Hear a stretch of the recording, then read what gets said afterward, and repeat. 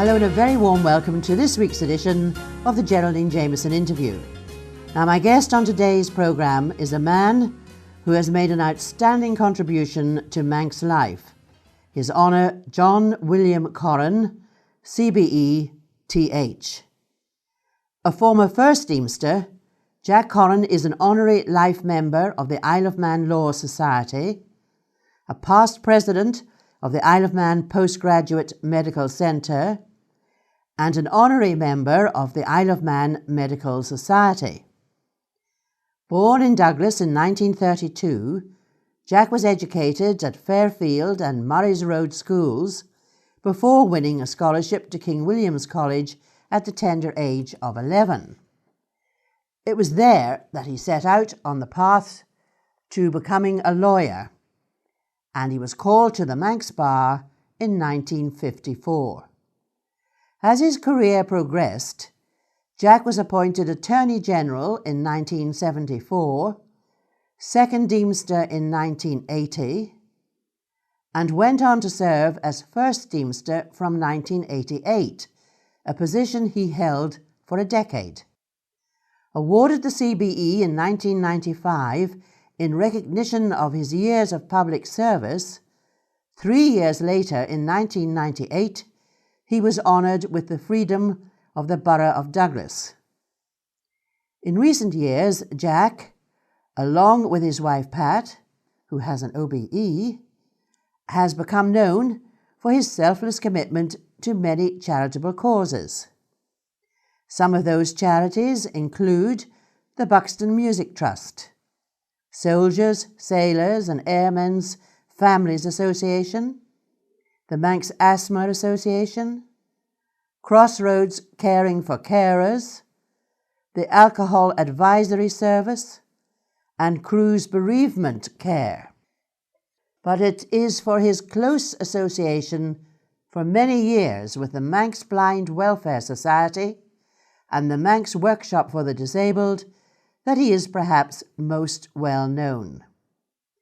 And on July the 5th this year, Jack received a standing ovation from the members of Tynwald when he was awarded the Tynwald Honour, one of the highest accolades that can be bestowed in the Isle of Man.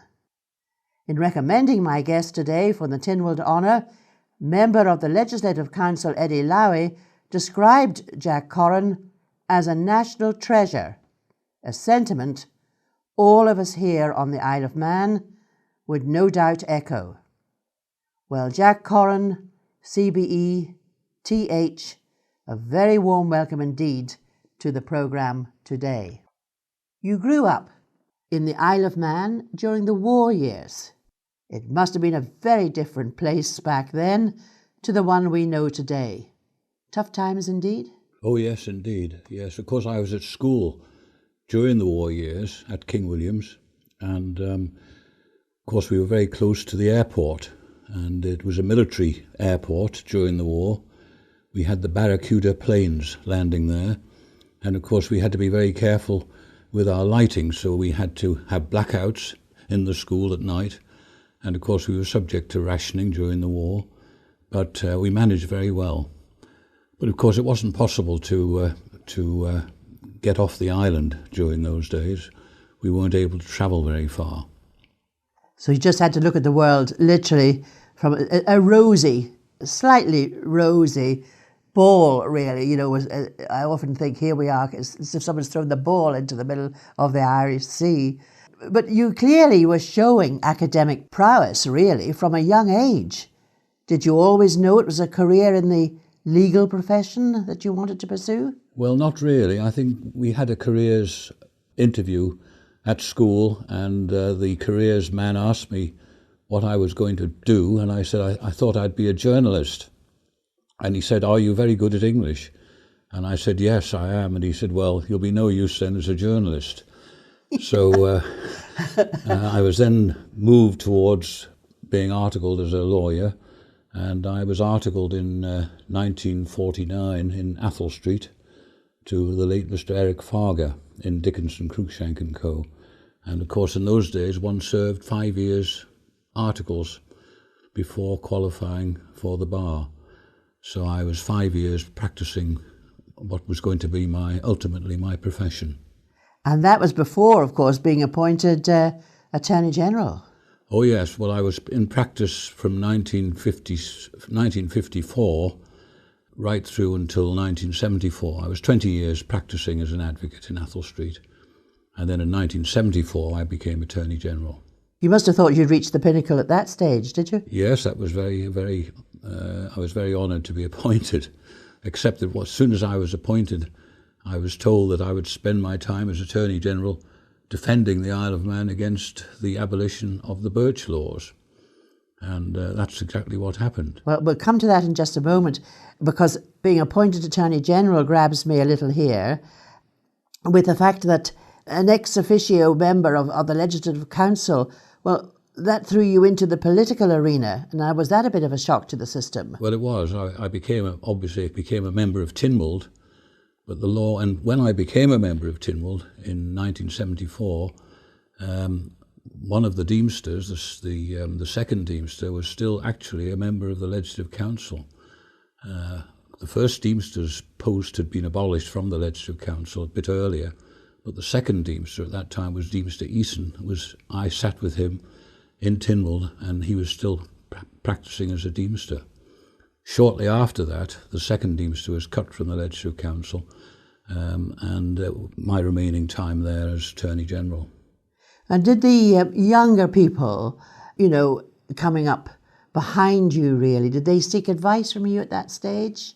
Well, I think so. I think those who were younger than I was, and some of them were my students, of course, and some of them, I'm glad to say, have done very well in their careers since then.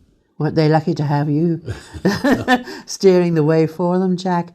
Well, during your time in that role, you represented the Isle of Man, probably one of the most high-profile cases involving the island at the European Court of Human Rights Court in Strasbourg, fighting the island's case for retaining the birch. Yes. Now, tell us about that experience. There must have been a lot of pressure on your shoulders at that time. Yes, there was. Well, of course, initially there was a debate in Tynwald about it, and I had, as Attorney General, I had to declare myself in favour of travelling to the European Court and fighting to retain the birch, because there were very strong feelings in the Isle of Man. In fact, there were demonstrations, and in the Tynwald debate, the motion was carried.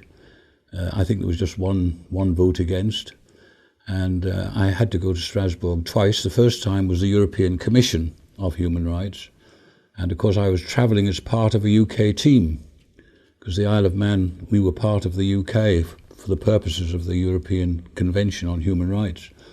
And when I travelled there, of course, the people I was with told me quite definitely that they were totally against what I was doing, because Her Majesty's government were totally against the retention of corporal punishment in the Isle of Man. And but when I got there, they said, well, this man is the Attorney General from the Isle of Man, and we're allowing him to address you. And so I was allowed to address the European Commission. And then eventually we lost that by 6 votes to 1. The one who voted for us was the Irish Republic of Ireland representative. The UK representative voted against us.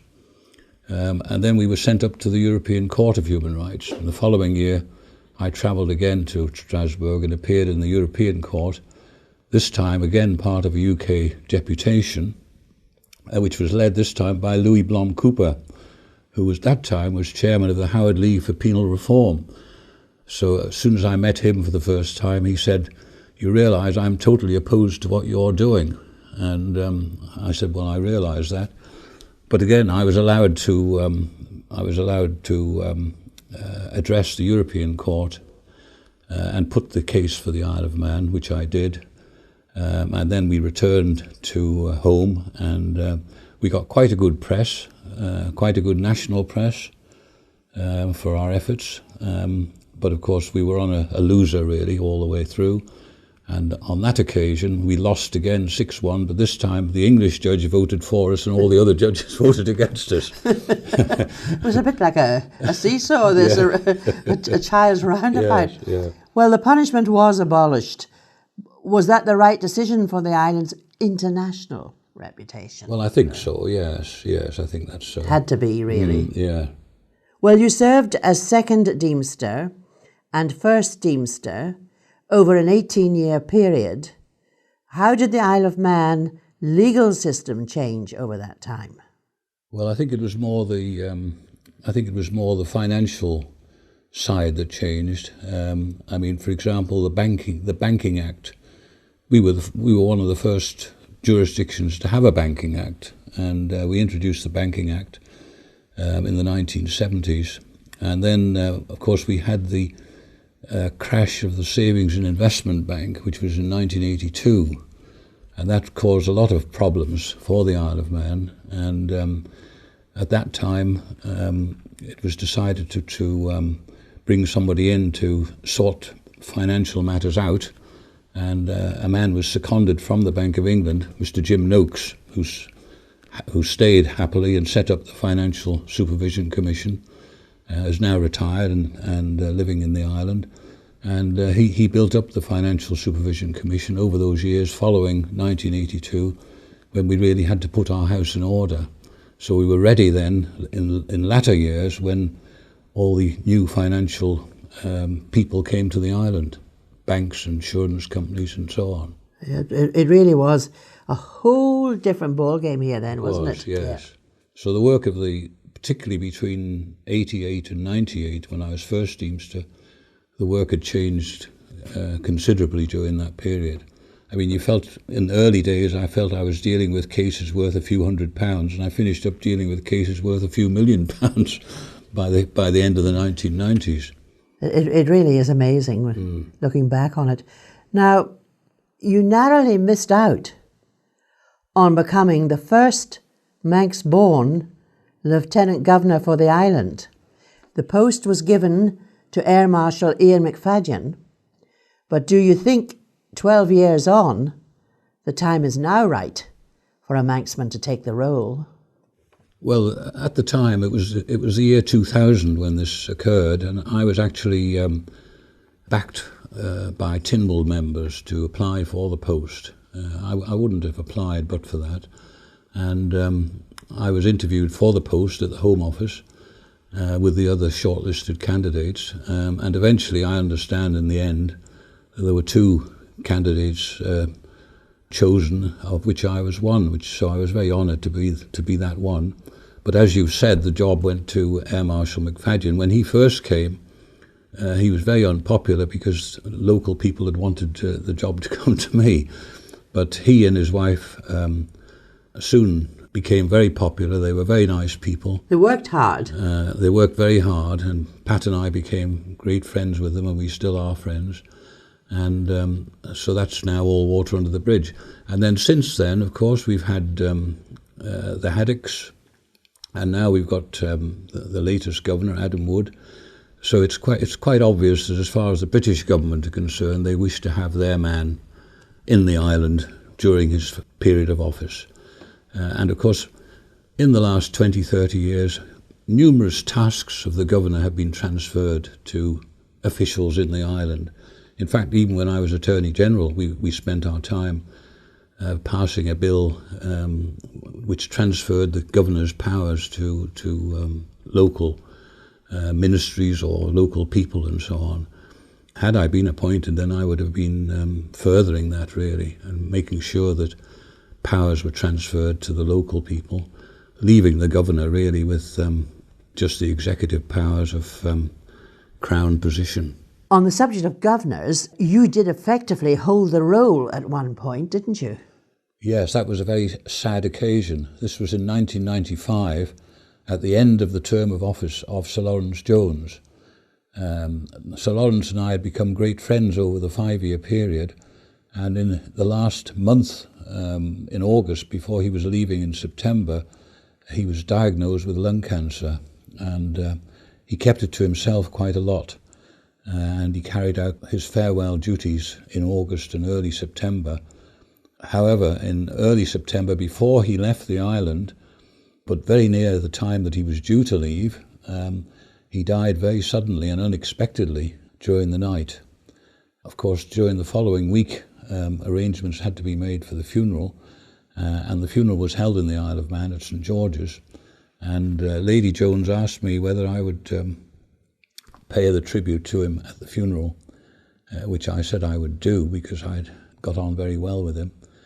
However, 2 or 3 days later, I had word from the Home Office that I was to represent the Queen at the funeral. And of course, as you know, the Queen doesn't attend funerals.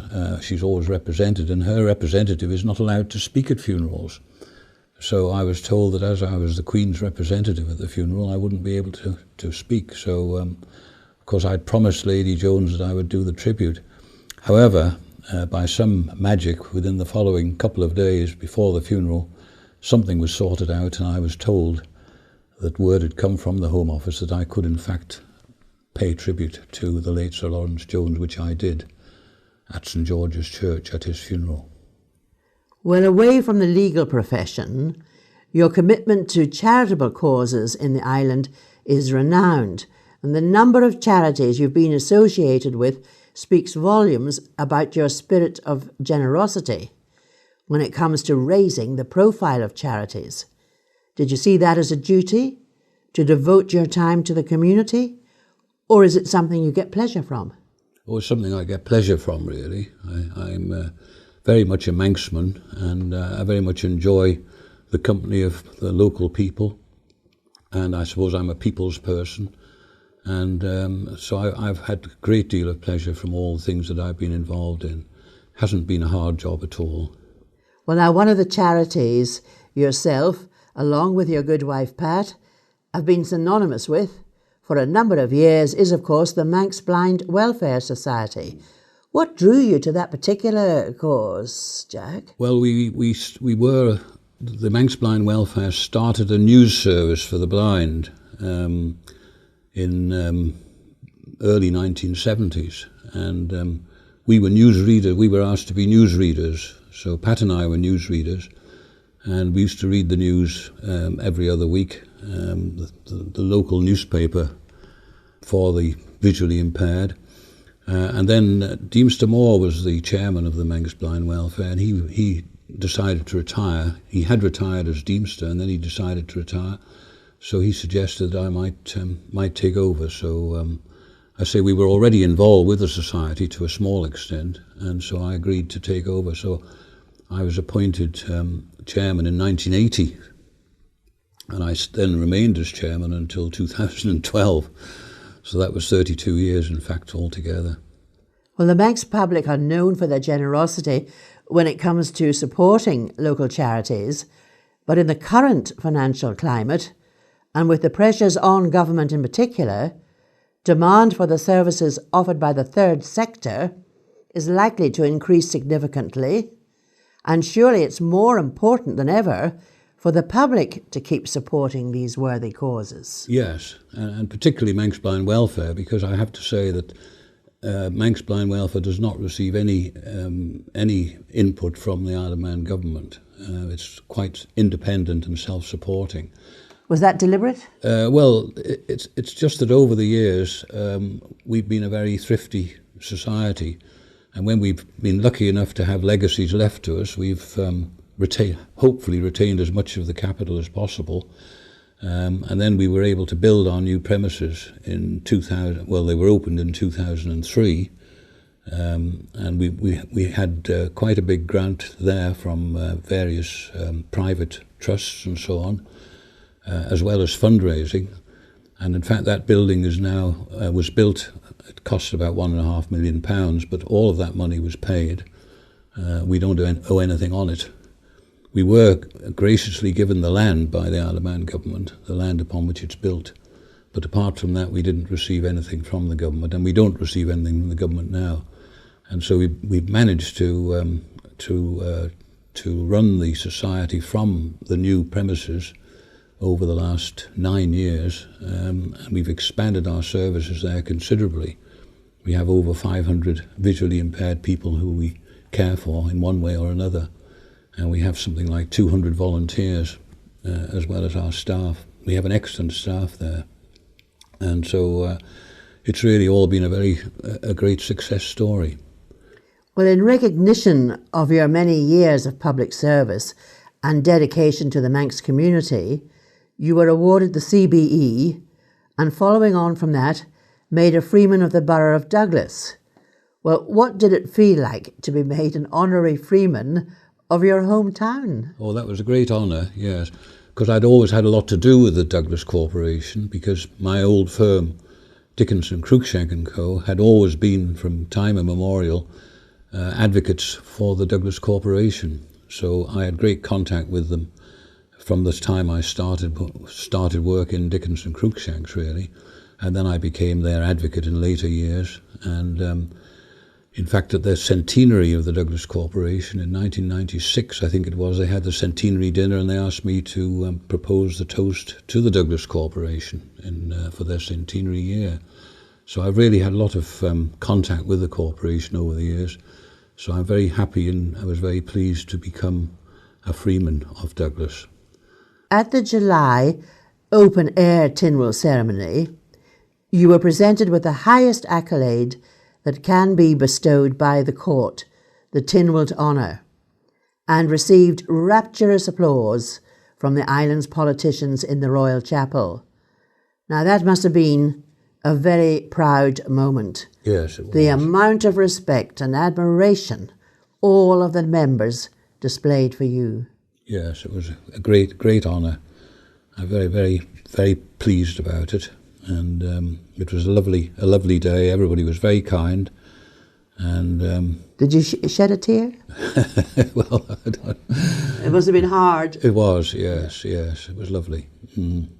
Well, Jack Corrin CBE TH, it has been both an honour and a pleasure to have you join me on this week's Geraldine Jamieson Interview. Thank you indeed. Thank you very much.